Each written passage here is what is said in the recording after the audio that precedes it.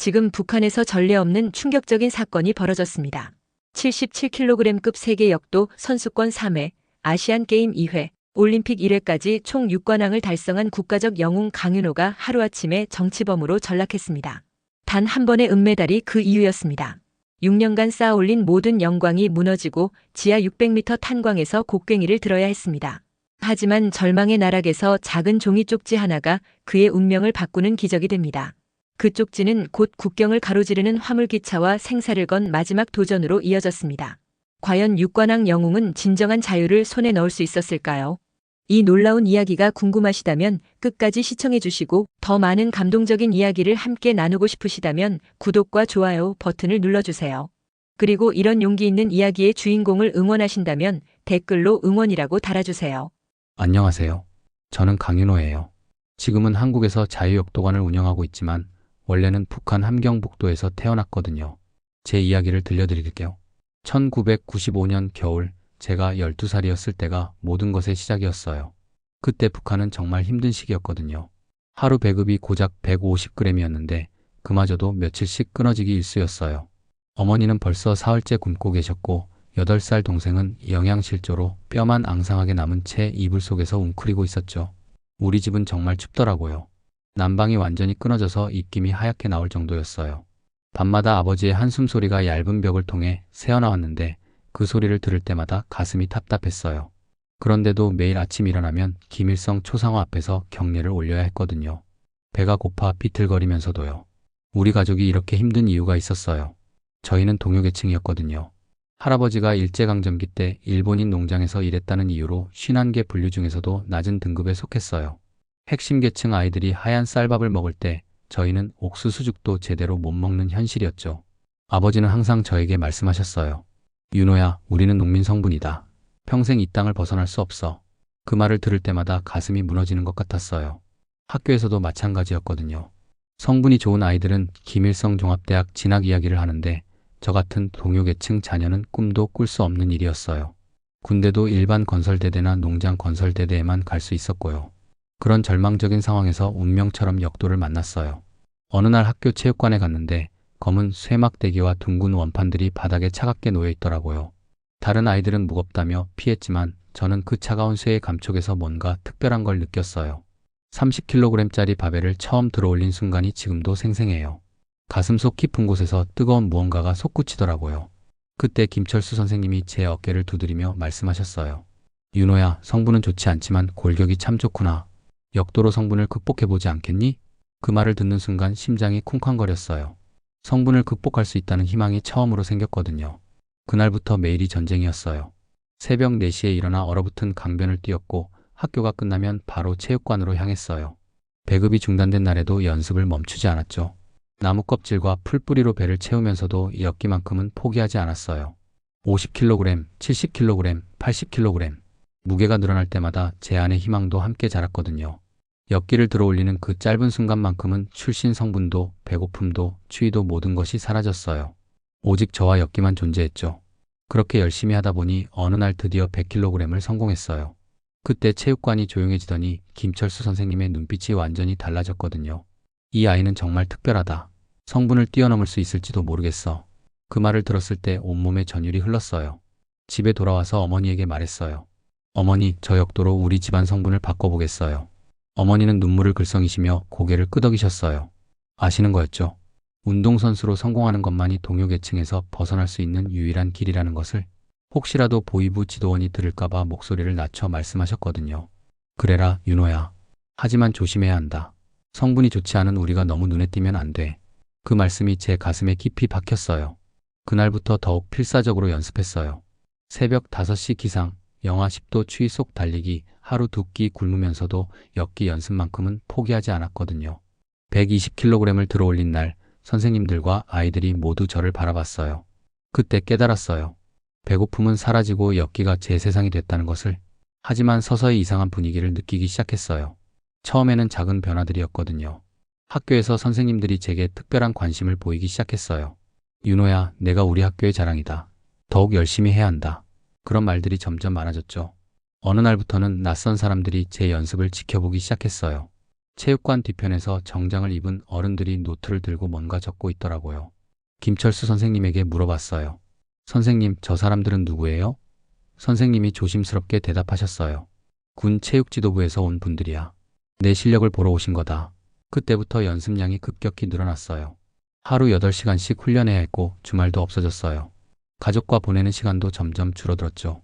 어머니가 걱정스러운 표정으로 말씀하셨어요. 윤호야, 너무 무리하는 거 아니니? 하지만 저는 이것이 기회라는 걸 알고 있었어요. 몇 달 후 충격적인 소식을 들었어요. 저를 평양으로 데려가겠다는 거였어요. 국가대표 후보로 선발된 거죠. 그날 밤 가족들이 모여 앉아 조용히 이야기했어요. 아버지가 진지하게 말씀하셨어요. 윤호야, 이제부터는 완전히 다른 세상이다. 한번 잘못하면 우리 가족 모두가 위험해질 수 있어. 무슨 말씀이세요? 제가 물었어요. 어머니가 대답하셨어요. 평양에 가면 넌 더 이상 우리 윤호가 아니야. 나라의 윤호가 되는 거다. 모든 행동, 모든 말이 감시받고 기록될 거야. 그제야 깨달았어요. 제가 꿈꾸던 성공이 단순히 가난에서 벗어나는 것이 아니라는 걸요. 더 큰 감옥으로 들어가는 것일 수도 있다는 생각이 스쳤어요. 하지만 돌아갈 수는 없었어요. 이미 너무 많은 사람들이 저를 주목하고 있었거든요. 18세가 된 2001년 마침내 세계 청소년 역도 선수권 대회에서 첫 금메달을 목에 걸었어요. 시상대 위에서 인공기가 올라가고 애국가가 울려 퍼질 때 눈물이 흘러내렸어요. 동요계층 농민의 아들이 마침내 해낸 것이었죠. 관중석에서 북한 대표단이 환호하는 모습을 보며 가슴이 벅찼어요. 하지만 그 순간 이상한 감정도 느꼈어요. 기쁨과 함께 뭔가 무거운 것이 어깨에 올라앉는 느낌이었거든요. 시상식이 끝나고 호텔로 돌아가는 길에 대표단장이 제게 말했어요. 윤호 동무, 이제부터가 진짜 시작이다. 조국의 위상을 드높이는 것이 내 의무야. 그때는 몰랐어요. 이것이 진짜 족쇄의 시작이라는 것을. 금메달이 영광이 아니라 더 무거운 짐이 될 거라는 것을 말이에요. 호텔방에서 금메달을 바라보며 혼잣말했어요. 이제 정말로 돌아갈 수 없는 길에 들어선 거구나. 그 차가운 쇠막대기가 출신 성분의 벽을 넘을 수 있는 유일한 열쇠였지만 동시에 더 큰 감옥의 열쇠이기도 했던 거예요. 동요계층 농민의 아들에게 엮이는 단순한 운동기구가 아니었어요. 그것은 절망적인 현실에서 벗어날 수 있는 희망이었지만 동시에 새로운 굴레의 시작이기도 했던 거죠. 평양 만수대지구 당사에 처음 불려간 날을 생생히 기억해요. 검은 승용차가 체육관 앞에 서더니 보위부 간부가 나타났거든요. 강윤호 동무, 당에서 만나고 싶어 한다. 그 순간 온몸이 얼어붙었어요. 보위부에 불려간다는 것이 무엇을 의미하는지 알고 있었거든요. 하지만 도착한 곳은 구금시설이 아니라 화려한 접견실이었어요. 체육상이 직접 저를 맞아주셨거든요. 윤호 동무는 이제 인민의 영웅이다. 우리 공화국의 위상을 드높인 자랑스러운 아들이야. 그날부터 제 삶은 완전히 바뀌었어요.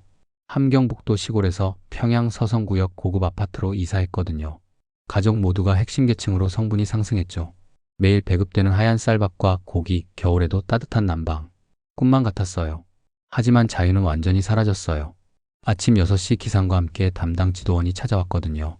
하루 일정부터 만날 사람, 할 말까지 모든 것이 미리 정해져 있었어요. 훈련 외에는 혼자 있을 수 없었고 가족과의 대화조차 감시받았죠. 윤호 동무, 기자들이 인터뷰를 원한다. 대본을 미리 숙지하고 정확히 말해야 한다. 매번 같은 말을 반복해야 했어요. 이 모든 영광은 위대한 수령님과 친애하는 지도자 동지의 은혜입니다.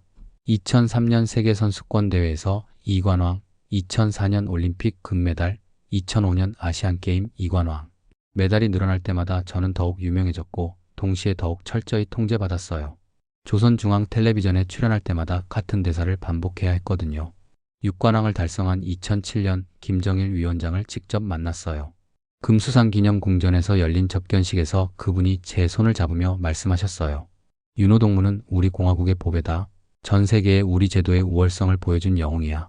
그 순간 온 국민이 지켜보는 가운데 무릎을 꿇고 감격의 눈물을 흘렸어요. 하지만 그것도 미리 짜여진 각본이었거든요. 사전에 몇 번이나 연습했던 장면이었죠. 집에서도 마찬가지였어요. 어머니는 늘 조심스럽게 말씀하셨어요. 윤호야, 우리 집 전화는 모두 도청된다. 말 조심해야 해. 친구들과 자유롭게 어울릴 수도 없었어요. 만나는 사람마다 보위부에서 사전 승인을 받아야 했거든요. 연애조차 마음대로 할 수 없었죠.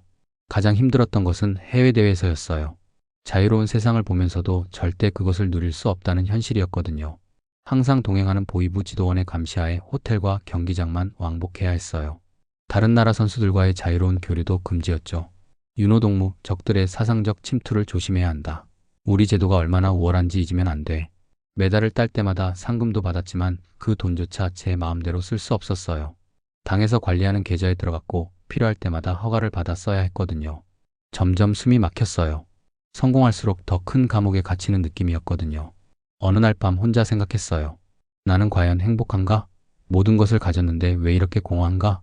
2008년 베이징 올림픽에서 6번째 금메달을 목에 걸었을 때 시상대에서 내려다본 관중석이 텅 비어 보였어요. 수많은 사람들의 박수 소리가 들렸지만 제 귀에는 아무것도 들리지 않았거든요. 저는 영웅이 아니었어요. 체제의 홍보물이었죠. 그날 밤 호텔방에서 혼자 중얼거렸어요. 나는 영웅이 아니라 체제의 홍보물이었어. 6개의 금메달이 제게 가져다 준 것은 영광이 아니라 더 무거운 족쇄였거든요. 온 국민이 우러러보는 영웅이라는 가면 뒤에 숨은 저는 자유를 잃은 죄수였어요. 모든 것을 얻었지만 정작 가장 소중한 것을 잃어버린 채로요. 그때부터 몸에 이상 신호가 오기 시작했어요.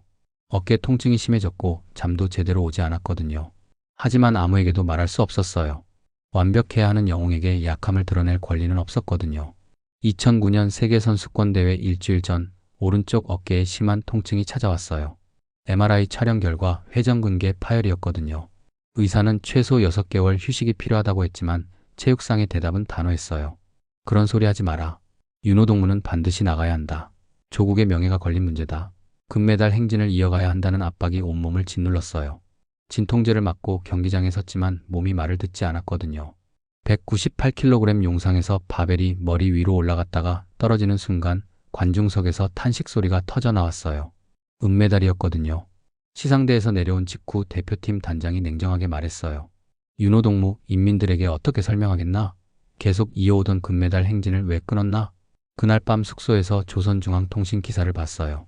강윤호, 아쉬운 은메달로 대회 마감이라는 제목이었지만 그 뒤에 숨겨진 의미를 알 수 있었죠. 완벽하지 못한 선수는 더 이상 영웅이 될 수 없다는 뜻이었거든요. 평양에 도착하자마자 평양역에서 바로 체포됐어요. 영웅을 맞이하러 나온 환영 인파는 없었어요. 검은 승용차 대신 화물트럭이 기다리고 있었거든요. 수갑을 찬 채로 트럭에 실려가면서 지나치던 평양 시민들의 시선이 따가웠어요. 저 사람이 강윤호 아닌가? 왜 저런 차에? 3일 후 함경북도 아오지 탄광에 도착했어요. 8개의 금메달로 조국의 위상을 드높였던 영웅이 하루아침에 정치범이 된 것이었거든요. 탄광 입구에 걸린 현수막이 저를 맞이했어요. 혁명화를 통해 새 사람이 되자. 첫날부터 지하 600m 갱도에서 석탄을 캐야 했어요. 하루 할당량은 3톤, 달성하지 못하면 식사를 할 수 없었거든요. 금메달을 따던 손에 곡괭이를 쥐고 있으니 악몽 같았어요. 찬 지하수가 흘러내리는 갱도에서 12시간씩 일해야 했죠. 더 충격적이었던 것은 가족들의 소식이었어요. 연좌제에 의해 부모님과 아내, 어린 아들까지 모두 시골로 추방당했거든요. 평양 아파트에서 함경북도 산골로 강제 이주된 것이에요. 아내는 편지에서 울음을 참으며 썼어요. 윤호야, 아들이 학교에서 반역자의 자식이라고 놀림받는다. 어떻게 이런 일이? 탄광에서 만난 다른 정치범들도 대부분 한때는 높은 지위에 있던 사람들이었어요. 전직 외교관, 당간부, 예술인들이 모두 같은 죄수복을 입고 석탄을 캐고 있었거든요. 그중 한 명이 저에게 말했어요. 여기서는 과거의 영광 따위 소용없어. 오직 살아남는 것만이 목표야. 매일 밤 침대에 누워 생각했어요. 단 한 번의 실수, 단 하나의 은메달이 모든 것을 앗아갔다는 현실을요. 6년간 쌓아온 영광이 하루아침에 무너져 내렸거든요. 완벽해야만 하는 체제에서 99%의 성공은 곧 100%의 실패였던 것이에요. 어느 날 갱도에서 곡괭이질을 하다가 문득 깨달았어요. 문제는 제가 딴 은메달이 아니었거든요. 저를 하나의 인간이 아닌 홍보도구로만 바라보는 시스템이었죠. 금메달을 딸 때는 영웅으로 추앙하다가 은메달을 따자마자 반역자로 몰아버리는 잔혹한 현실이었어요. 6개월이 지난 어느 날 같은 막사에 있던 전직 당간부가 말했어요. 강동무, 여기가 진짜 북한이야. 위에서 보던 그 화려함은 모두 가면이었어. 그날 밤 혼자 중얼거렸어요. 은메달이 아니라 내 인생이 무너져 내렸다. 탄광의 어둠 속에서 저는 뼈저리게 깨달았어요. 이 체제에서 개인의 존재 가치는 오직 체제에 얼마나 유용한가로만 결정된다는 것을요. 쓸모 없어진 순간 버려지는 소모품일 뿐이라는 것을 말이에요. 그때부터 마음속 깊은 곳에서 작은 불씨가 타오르기 시작했어요. 이대로 죽을 수는 없다. 반드시 이곳을 벗어나야 한다. 하지만 어떻게 벗어날 수 있을지는 막막했어요. 탈북이라는 건 상상조차 할 수 없는 일이었거든요. 그래도 마음속 한구석에서는 희망의 씨앗이 자라고 있었어요. 언젠가는 기회가 올 거라는 믿음이요. 탄광에서 1년이 지난 2011년 1월 갑자기 저를 부르는 소리가 들렸어요. 탄광사무소로 끌려간 저를 기다리고 있던 것은 정치지도원이었거든요. 그의 차가운 시선이 온몸을 관통했어요. 강윤호, 너는 내일 전체 탄광원들 앞에서 사상투쟁을 해야 한다. 인민들 앞에 저지른 죄를 고백하고 용서를 구해라. 다음날 오후 2시 탄광 강당에 500여 명의 탄광원들이 모였어요. 무대 가운데 놓인 작은 의자를 보는 순간 온몸이 떨렸거든요. 시상대에서 국가를 들으며 서던 제가 이제는 죄인의 자리에 앉아야 하는 현실이었어요. 강윤호를 앞으로 나오게 하라. 정치지도원의 차갑고 날카로운 목소리가 강당을 가득 메웠거든요. 비틀거리며 무대로 올라갔을 때 500쌍의 시선이 저를 향하고 있었어요. 무릎을 꿇어라. 명령과 함께 차가운 시멘트 바닥에 무릎을 꿇었어요. 8개의 금메달로 온 나라가 우러러보던 영웅이 수백 명 앞에서 무릎을 꿇고 있는 모습이 너무나 참혹했거든요. 머리를 숙인 채 떨리는 목소리로 말문을 열었어요. 동무들, 저는 오늘 제가 저지른 커다란 죄를 고백하려 합니다. 준비된 원고를 읽기 시작했지만 목소리가 자꾸 떨렸어요. 6년간 조국의 위상을 높였던 그 입으로 이제는 자신을 모독하는 말을 해야 했거든요. 3시간 동안 계속된 사상투쟁에서 저는 제가 얼마나 잘못된 인간인지를 반복해서 고백해야 했어요. 탄광원들은 돌아가며 저를 비판했거든요. 강윤호는 개인주의자다. 영웅주의에 빠져 당과 인민을 배신했다. 그날 이후 저는 완전히 변했어요. 체제에 대한 마지막 환상마저 사라졌거든요. 6년간 믿었던 모든 것이 거짓이었다는 것을, 저는 단지 이용당한 도구에 불과했다는 것을 뼈저리게 깨달았어요. 무릎 꿇고 빌었던 그 굴욕의 순간이 역설적으로 제 정신을 깨우는 전환점이 되었거든요. 2012년 런던 올림픽 2년 만에 다시 해외대회 무대에 섰어요. 탄광에서의 혁명화 과정이 끝나고 조건부 복귀한 것이었거든요. 2011년 말 국내 대회에서 좋은 성적을 거두며 서서히 신뢰를 회복한 후였어요. 하지만 예전의 강윤호는 아니었거든요. 체중도 10kg 빠졌고 기록도 예전만 못했어요. 런던 올림픽 선수촌에 도착했을 때 김명철 보이부 지도원이 제 옆에 바짝 붙어 있었어요. 3년 전과 똑같은 감시였거든요. 윤호 동무, 적들의 회유 공작을 조심해야 한다. 2년 전 일을 잊으면 안 돼. 경기 3일 전 연습을 마치고 선수촌 카페테리아로 향했어요. 그때 한 사람이 제게 다가왔거든요. 40대 후반으로 보이는 동양인 남성이었어요. 한국말로 말을 걸어왔죠. 강윤호 선수님이시죠? 저는 뉴욕타임스 김성민 기자입니다. 한국계 미국인이에요. 보이부 지도원이 즉시 경계 태세를 취했지만 공개된 장소에서 기자와의 만남을 완전히 차단할 수는 없었어요. 김성민 기자가 영어와 한국어를 섞어가며 인터뷰를 요청했거든요. 선수님의 복귀 소감을 듣고 싶습니다. 3년간의 공백이 어떠셨는지요? 그 순간 김성민 기자의 눈빛에서 뭔가 다른 것을 느꼈어요. 단순한 호기심이 아닌 깊은 이해와 연민 같은 것이었거든요. 보이부 지도원이 옆에서 제가 할 말을 속삭여 주었지만 저는 다른 대답을 했어요. 힘든 시간이었습니다. 하지만 많은 것을 배웠죠. 인터뷰가 끝나고 악수를 나눌 때 김성민 기자가 제 손에 뭔가를 살짝 쥐어주었어요. 작은 종이 쪽지였거든요. 보이부 지도원이 보지 못하도록 재빨리 주머니에 넣었어요. 심장이 터질 듯 뛰었거든요. 그런데 더 놀라운 일이 기다리고 있었어요. 그날 밤 화장실에서 쪽지를 펼쳐봤는데 작은 글씨로 한국어가 적혀 있었거든요. 당신의 고통을 이해합니다. 도움이 필요하면 이 번호로 연락하세요. 김성민. 손이 떨렸어요. 이것이 발각되면 저뿐만 아니라 가족들까지 모두 죽는다는 것을 알고 있었거든요. 하지만 동시에 이것이 이 지옥에서 벗어날 수 있는 유일한 기회일 수도 있다는 생각이 들었어요. 경기에서는 동메달을 땄어요. 예전 같았으면 큰 실망이었겠지만 이제는 메달의 색깔이 중요하지 않았거든요. 더 중요한 것은 주머니 속 쪽지였어요. 평양으로 돌아가는 비행기 안에서도 쪽지 생각뿐이었어요. 보이부 지도원이 졸고 있는 틈을 타 화장실에서 다시 꺼내봤거든요.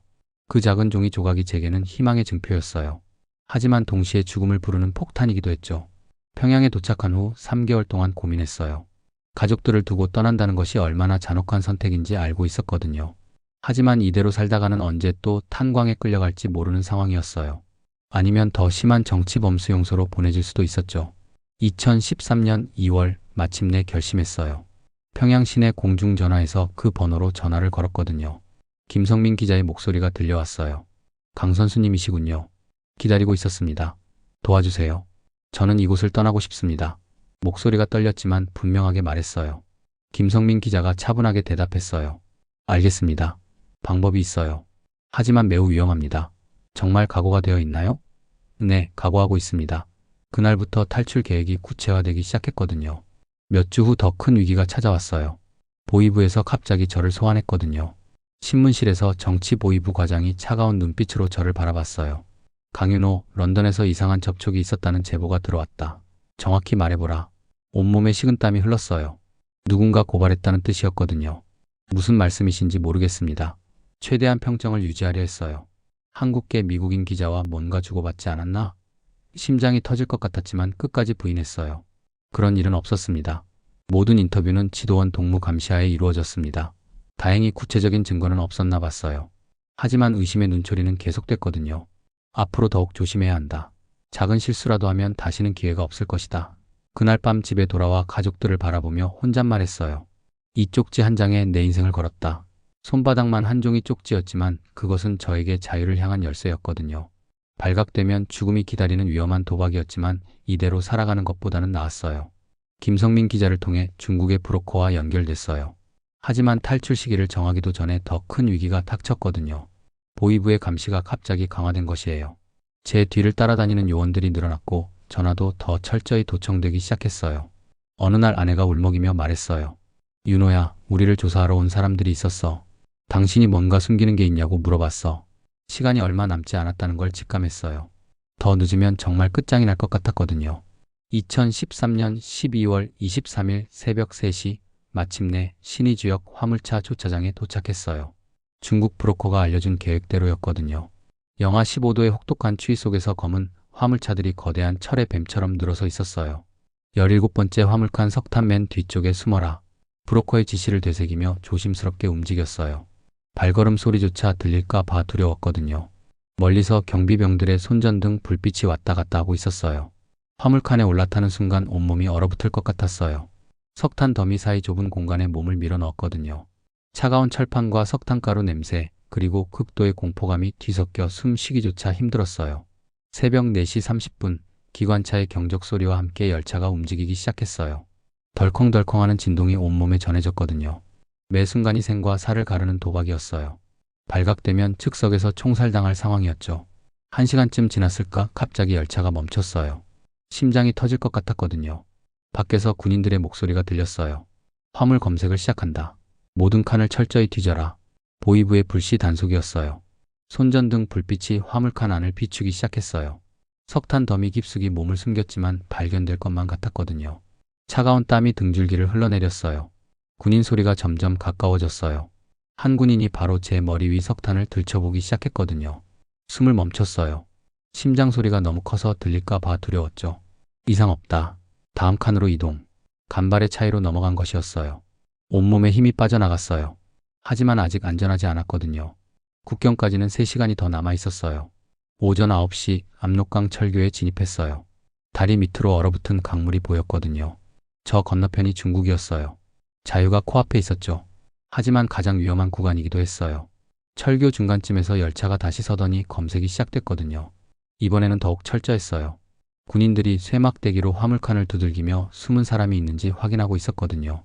똑똑, 숨어있는 바로 위쪽을 두드리는 소리가 났어요. 그 순간 온몸이 경직됐어요. 6년간 역기를 들었던 손에 더 이상 힘이 들어가지 않았어요. 여기 뭔가 이상하다. 한 군인이 석탄을 파내기 시작했거든요. 점점 제 몸이 드러나고 있었어요. 이제 끝이구나 싶었어요. 그때 다른 군인이 소리쳤어요. 중국 국경비대가 온다. 빨리 검색을 마쳐라. 급하게 검색을 마치고 다시 출발했어요. 천운이었거든요. 몇 분만 더 늦었다면 발각됐을 거예요. 압록강을 건너면서 눈물이 흘러내렸어요. 북한 땅을 뒤로 하고 있었거든요. 오후 12시 드디어 단둥역에 도착했어요. 중국 땅을 밟는 순간 다리에 힘이 풀려 주저앉고 말았거든요. 석탄가루로 새까맣게 변한 제 모습이 초라했지만 그 어떤 금메달보다 값진 순간이었어요. 하지만 추격은 끝나지 않았어요. 북한 보위부가 중국 공안에 수배를 요청했다는 소식이 들려왔거든요. 브로커가 급하게 찾아와 말했어요. 지금 당장 이곳을 떠나야 합니다. 3시간 안에 체포될 수 있어요. 다시 숨어서 이동해야 하는 상황이었어요. 자유에 도착했다고 생각했지만 아직 진짜 자유는 아니었거든요. 중국에서 한국까지 가는 길도 험난했어요. 그날 밤 허름한 여관에서 거울을 봤어요. 육관왕 영웅의 모습은 온데간데 없고 초췌하고 지친 탈북자의 얼굴이 있었거든요. 하지만 그 얼굴에는 오랜만에 희망의 빛이 스며 있었어요. 벽에 기대어 앉아 혼잣말했어요. 창문으로 스며든 바람이 자유의 냄새처럼 느껴진다. 그 차가운 화물칸에서 느꼈던 그 바람이 진짜 자유를 향한 첫걸음이었거든요. 중국 단둥에서 3일을 숨어 지낸 후 브로커가 다급하게 찾아왔어요. 북한 보위부가 중국 공안과 협력해서 저를 찾고 있다는 소식이었거든요. 제 사진이 이미 각 검문소와 호텔에 배포되었다는 것이었어요. 지금 당장 이곳을 떠나야 합니다. 베이징 한국영사관까지 가는 길이 유일한 살길이에요.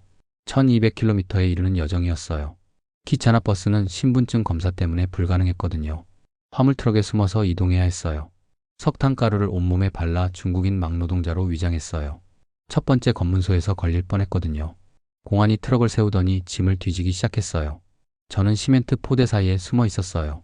공안의 손전등 불빛이 제 얼굴을 스쳐 지나갔지만 다행히 발견되지 않았어요. 오늘은 운이 좋았다. 트럭 기사가 한숨을 쉬며 말했거든요. 그도 목숨을 걸고 저를 도와주고 있었어요. 발각되면 자신도 처벌받을 것을 알면서도요. 그런데 놀라운 일이 일어났어요. 텐진에서 또 다른 위기가 있었는데 공안들이 대대적인 단속을 벌이고 있었거든요. 브로커가 급하게 전화를 걸어왔어요. 사진이 더 널리 퍼졌어요. 얼굴을 완전히 바꿔야 해요. 머리를 삭발하고 가짜 안경을 썼어요. 얼굴에 인위적으로 상처를 내어 흉터를 만들기도 했거든요. 육관왕 영웅의 모습은 완전히 사라지고 초라한 떠돌이가 되었어요. 베이징까지 5일이 걸렸거든요. 그 사이 3번이나 검문에 걸렸지만 모두 간발의 차이로 넘어갔어요. 마지막 검문소에서는 정말 체포될 뻔했거든요. 공안이 제 얼굴을 유심히 살펴보더니 사진과 대조해봤어요. 이 사람 같은데? 그때 옆에 있던 다른 공안이 말했어요. 아니야. 사진 속 인물은 더 건장해. 이 사람은 너무 말랐어. 석 달간 도망 다니느라 체중이 15kg이나 빠진 덕분이었거든요. 역설적으로 고생이 저를 구해준 셈이었어요. 12월 31일 새벽 5시 드디어 베이징 한국영사관 앞에 도착했어요. 2014년 새해가 밝아오는 순간이었거든요. 영사관 정문 앞에 서서 태극기를 올려다본 순간 눈물이 터져 나왔어요. 자유다. 진짜 자유다. 영사관 직원들이 저를 맞아주었어요. 따뜻한 차와 음식을 대접받으면서 처음으로 마음이 놓였거든요. 2주간의 도주가 끝나는 순간이었어요. 하지만 기쁨과 함께 죄책감도 밀려왔어요. 북한에 남겨둔 가족들 생각에 잠을 이룰 수 없었거든요. 제 탈출 소식이 알려지면 가족들이 어떤 고초를 겪을지 뻔했거든요. 연좌제에 의해 정치범수용소로 끌려갈 수도 있었어요. 영사관 담당자가 말했어요. 이제 한국으로 갈 수 있습니다. 자유로운 삶이 시작되는 거예요. 하지만 저는 복잡한 마음이었거든요. 자유를 얻었지만 가족을 잃었고 새로운 시작이지만 동시에 영원한 이별이기도 했어요. 2014년 1월 15일 인천공항에 도착했어요. 한국 땅을 밟는 순간의 감격은 어떤 금메달보다 값졌거든요. 공항 직원이 물었어요. 어떤 기분이신가요? 대답하려다가 목이 메었어요. 한참 후에야 말할 수 있었거든요. 저는 드디어 스스로 선택한 길 위에 서 있습니다. 그동안 제 인생은 항상 누군가가 정해준 길이었어요. 체제가 시키는 대로, 당이 원하는 대로, 보위부가 감시하는 대로 살아왔죠. 하지만 이제는 달랐거든요. 처음으로 제 의지로 선택한 길 위에 서 있었어요. 하나원에서 정착교육을 받으며 생각했어요. 자유란 단순히 감옥에서 나오는 것이 아니라 스스로 선택할 수 있는 권리라는 것을요. 그 자유를 위해 모든 것을 포기했지만 후회하지 않았어요. 새벽선을 넘어온 이 길이 비록 고통스럽고 험난했지만 진정한 인간으로 살아갈 수 있는 유일한 길이었거든요. 2015년 봄, 성북구에 있는 작은 역도장을 열었어요. 자유역도관이라는 이름을 붙였거든요. 하나원에서 나온 지 1년이 지난 시점이었어요.